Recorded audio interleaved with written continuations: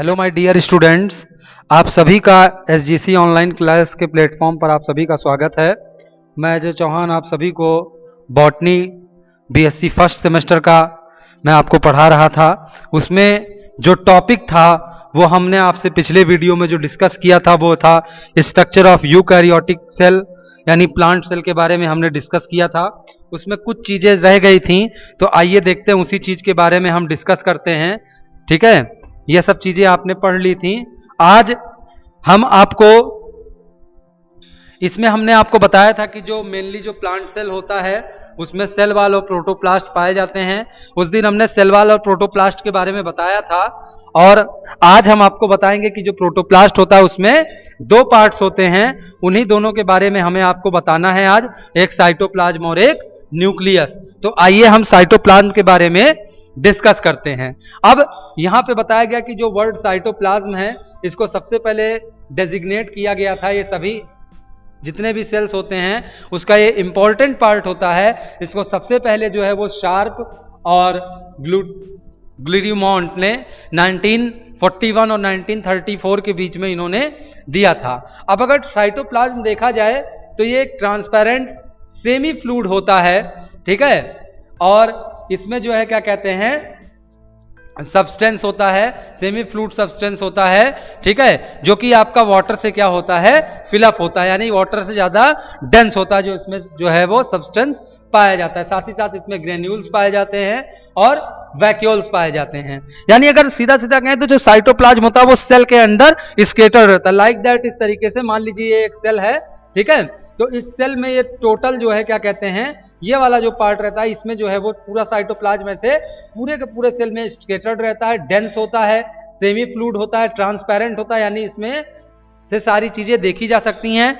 जो भी cell organelle होता है वो आपका सभी इसी साइटोप्लाज्म में पाया जाता है, ठीक है। अब इसमें बताया गया कि जो ग्रेन्यूल्स और वैक्यूल्स होते हैं तो इसमें जो ग्रेन्यूल्स होते हैं, ठीक है, उन ग्रेन्यूल्स में आपका माइटोकॉन्ड्रिया हो गया, फैट ग्लोब्यूल्स हो गए, प्रोटीन्स हो गए और कुछ अदर सब्सटेंसेस जो हैं वो कोलाइडल स्टेट में पाए जाते हैं, ठीक है। इसमें जो चीफ कॉन्स्टिट्यूएंट जो प्रोटोप्लाज्म का होता है उसमें जो है वाटर आपका 85 से 90% होता है, ठीक है। उसके बाद जो है क्या कहते हैं प्रोटीन होता है, उसके बाद आपका लिपिड होता है, ठीक है। ये अगर देखा जाए तो ये फिजिकली और केमिकली दोनों तरीके से यूजफुल होता है, यानी ये कॉम्प्लेक्स होता है, ठीक है। इसके अलावा अगर देखा जाए तो साइटोप्लाज्म जो होता है वो पॉलीफेज होता है कोलॉइडल सिस्टम का, ठीक है, जिसमें इमल्सन और सस्पेंशन दोनों प्रोसेसेस होते हैं, ठीक है। अब इसका एक और कैरेक्टर भी होता है कि ये स्मॉल साइज का होता है, ठीक है। जो इसका साइटोप्लाज्म में जो स्पेस होता है वो आपका कैसा होता है, किसी सेल में वो होमोजेनस नहीं होता है, यानी इसका पेरिफेरल पार्ट जो होता है वो किससे कंपोज होता है, वो एल्ब्यूमिन से कंपोज होता है, फैटी मटेरियल से होता है, जिसकी जो प्रॉपर्टी होती है वो बहुत अधिक होती है, यानी कि उसका ग्रेट इंपॉर्टेंस वैल्यू, यानी उसका जो वैल्यूएशन होता है लाइफ ऑफ सेल का उससे बढ़ जाती है, ठीक है। इसके अलावा देखा जाए तो मोस्ट इंपॉर्टेंट प्रॉपर्टी होती है वो आपका सेलेक्टिवली परमिएबल होता है साइटोप्लाज्म, है ना। सेलेक्टिवली परमिएबल का मतलब क्या होता है कि ये उन्हीं सब्सटेंस को अपने अंदर जो है वो ट्रांसफर करता है जो सब्सटेंस जो है क्या होते हैं यूजफुल होते हैं। सेलेक्टिवली परमिएबल का मतलब क्या होता है कि यूजफुल सब्सटेंस, है ना, यूजफुल सब्सटेंस ट्रांसपोर्टेड ओनली। केवल जो यूजफुल सब्सटेंस होंगे वही सब्सटेंस जो है वो ट्रांसपोर्ट होंगे फ्रॉम इनर टू आउटर, ठीक है। इसके अलावा जो साइटोप्लाज्म होता है, ठीक है, वो माइक्रोस्कोप के थ्रू देखा जा सकता है, ठीक है, ठीक है। एक व्हाइट एग में, ठीक है, जो आपका अंडा होता है उसमें देखा जा सकता है, एक्सेप्ट दैट इट कंटेन्स, है ना, बहुत सारे टिनी पार्टिकल्स इसमें पाए जाते हैं जिनको क्या कहा जाता है कॉन्ड्रियोसोम्स कहा जाता है और माइक्रोसोम्स कहा जाता है, ठीक है, जिसका कि जो प्रॉपरली जो रोल होता है वो अभी तक नहीं पता लगा जा पाएगा, नहीं पता लग पाया है। ठीक है, इसके अलावा अगर देखा जाए तो इसी साइटोप्लाज्म में दो तरीके के मैटर होते हैं, एक होता है नॉन लिविंग मैटर और एक होता है लिविंग मैटर। अब जो नॉन लिविंग मैटर होता है, ठीक है, ये आपका लिक्विड फॉर्म में या सेमी लिक्विड फॉर्म में जो है वो पाया जाता है। तो यहाँ पे कुछ नॉन लिविंग मैटर के बारे में डिस्कस किया गया है, तो उसको भी देख लेते हैं हम लोग।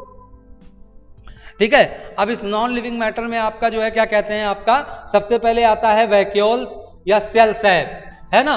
तो साइटोप्लाज्म जो होता है अगर वो मैच्योर है, ठीक है, तो इसमें बहुत सारे मेरिस्टेमेटिक सेल्स पाए जाते हैं, जिसमें जो एक या एक से अधिक कैविटीज जो है वो लिए रहती हैं। ठीक है, अब इनका जो कंपोजिशन होता है वो सेल टू सेल बदला करता है। ठीक है, और यह जो कैविटीज होती हैं इनको क्या कहा जाता है, वैक्यूल्स कहा जाता है। लैटिन वर्ड में वैकस का मतलब होता है इम्पटी, ठीक है, यानी खाली। ठीक है, अब ये जो वैक्यूल्स होती हैं ये फिल्ड होती है किससे, सेल सैप से, यानी सेल फ्लूइड होता है उसी से ये जो है वो फिल्ड होती हैं। इसके अलावा अगर देखा जाए तो सेल सैप जो होता है वो बहुत छोटे छोटे अमाउंट में जो है क्या कहते हैं, क्या क्या कंटेन किया रहता है, साल्ट्स कंटेन किया रहता है, ग्लूकोज हो गया, शुगर हो गया, एल्ब्यूनॉइड मटेरियल हो गया, और बहुत सारे ऑर्गेनिक एसिड्स को अपने साथ जो है वो लिया रहता है। ठीक है, अब ये सभी सब्सटेंस होते हैं ये consider to be always present in it, यानी ये सभी जो सब्सटेंस होते हैं यानी ऑर्गेनिक एसिड्स हो गए, साल्ट्स हो गए, शुगर्स हो गए, एल्ब्यूनॉइड मटेरियल हो गया, ये सभी इसमें जो है वो प्रेजेंट रहते हैं। लेकिन कभी कभी क्या होता है, इसमें एंथोसाइनिन पिगमेंट पाया जाता है। कुछ सम टाइम जो वैक्यूल्स होते हैं इनमें ऑयल पाया जाता है, इसेंस पाया जाता है, रेजिन्स पाया जाता है, ये सभी पाए जाते हैं इंस्टीड ऑफ सेल सैप, यानी सेल सैप के अलावा कभी कभी ये मटेरियल भी इसमें पाए जाते हैं। ठीक है, अब वैक्यूल्स का जो काम होता है वो क्या काम होता है, वो वाटर का एब्जॉर्प्शन करता है और साथ ही साथ न्यूट्रिएंट्स का भी एब्जॉर्प्शन करता है।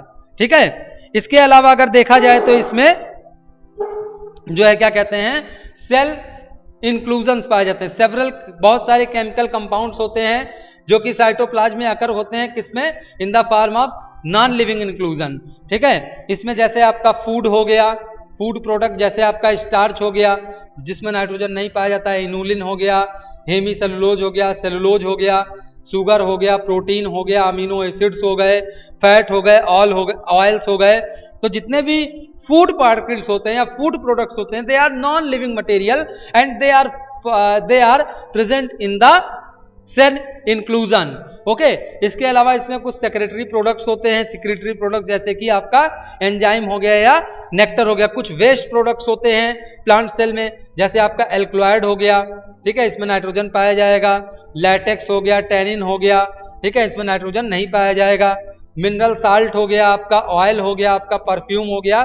तो these are the non living matter which are found in the form of cell inclusions. Okay, अगला अगर देखा जाए तो आपका लिविंग मैटर यहां पे आपको दिख रहा होगा।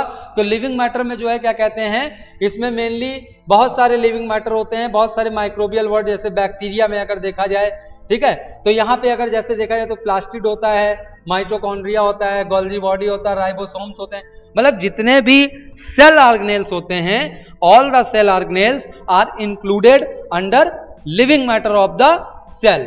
ठीक, तो ये आपका हो गया। ठीक, साइटोप्लाज्म आपका कंप्लीट हो गया। यानी मोटे मोटे तौर पे अगर कहा जाए तो जो साइटोप्लाज्म होता है बच्चों, उसमें आपका जितने भी सेल ऑर्गेनेल्स होते हैं वो पाए जाते हैं, साथ ही साथ कुछ वेस्ट प्रोडक्ट हो गए, फूड प्रोडक्ट्स हो गए, ये सभी चीजें जो है वो पाई जाती हैं।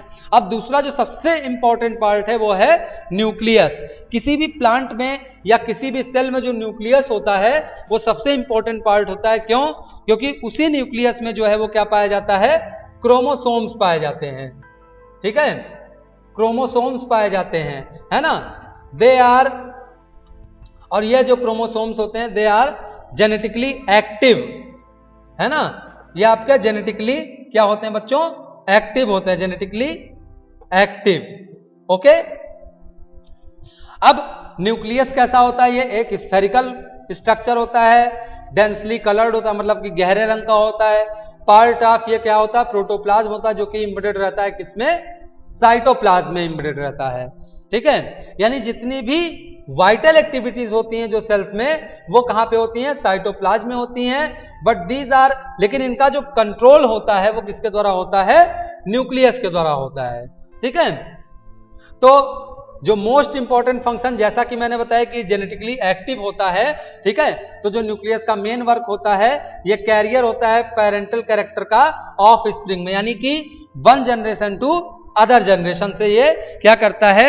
जो जेनेटिक कैरेक्टर्स होते हैं उनका ट्रांसफर करता है। ठीक है, अब यहाँ पे एक ड्राई वेट बेसिक अगर देखा जाए तो यहाँ पे केमिकल सब्सटेंस बताया गया, तो प्रोटीन की परसेंटेज बताई गई 70, phospholipid 3 to 5%, DNA 10%, RNA 2 to 3%, एक केमिकल सब्सटेंस का कंपोजिशन है। ठीक है, अब ये 4 पार्ट से मिलकर बना होता है बच्चों न्यूक्लियस। पहला आपका न्यूक्लियर मेम्ब्रेन या न्यूक्लियर इन्वेलप, जिसको कैरियोथीका कहा जाता है। दूसरा आपका न्यूक्लियर सैप होता है या न्यूक्लियोप्लाज्म होता है, इसको कैरियो लिम्फ कहा जाता है। तीसरा आपका न्यूक्लियोलस होता है। चौथा आपका क्रोमैटिन थ्रेड्स होता है। ठीक है, तो ये 4 मेन पार्ट्स होते हैं जिससे मिलकर के आपका न्यूक्लियस बना होता है।